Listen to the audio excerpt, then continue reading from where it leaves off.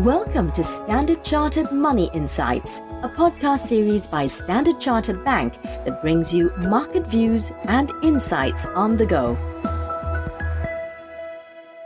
Good morning, everyone. My name is Zhong, and welcome to Cut to the Chase. For those who celebrate Good Friday, I hope you had a good celebration. On the theme of celebration, the US dollar bears were celebrating in the past few weeks, as the DXY index was on a downward trend since the peak of 105.7 on the 8th of March, just before the first news of SVB financials and the Signature Bank broke out. As the dollar approaches the lows of 101.2, last seen at the start of February, it reopens question over whether this dollar downtrend is sustainable. To rehash, we are bearish towards the US dollar over the next 3 months and 12-month horizon. We see the Fed hiking by another 25 basis points before cutting rates going into the second half of 2023. This in turn brings down the US government bond yields, which erode the US dollar interest rate advantage. A pushback against this view, which we often hear from our listeners, is that the dollar tends to strengthen in a risk-off environment, according to the dollar smart framework.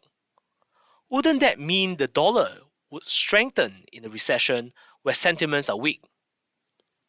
For those who are not familiar with the dollar smart framework, it's a theory saying that the US dollar tends to strengthen both when the US economy is very strong, but also counterintuitively when the economy is extremely weak.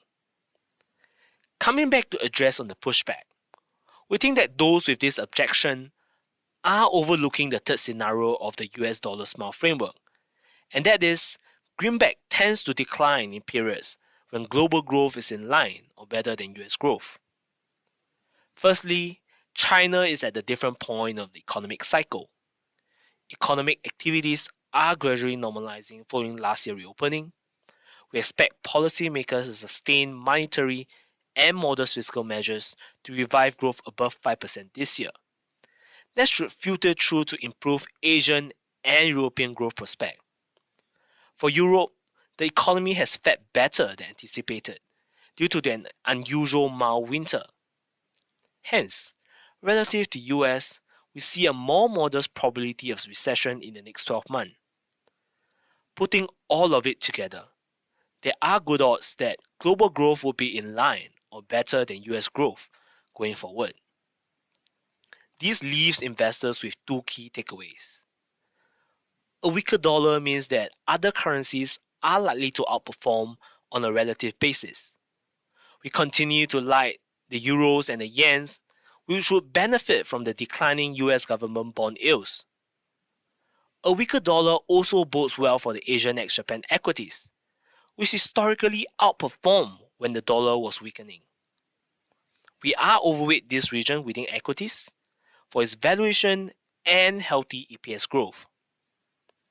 With that, I close off today's podcast.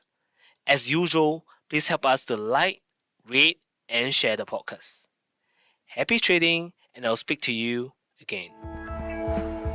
Thank you for listening to Standard Chartered Money Insights, a podcast series by Standard Chartered Bank. For more details on the latest market insights, subscribe to Standard Chartered Money Insights.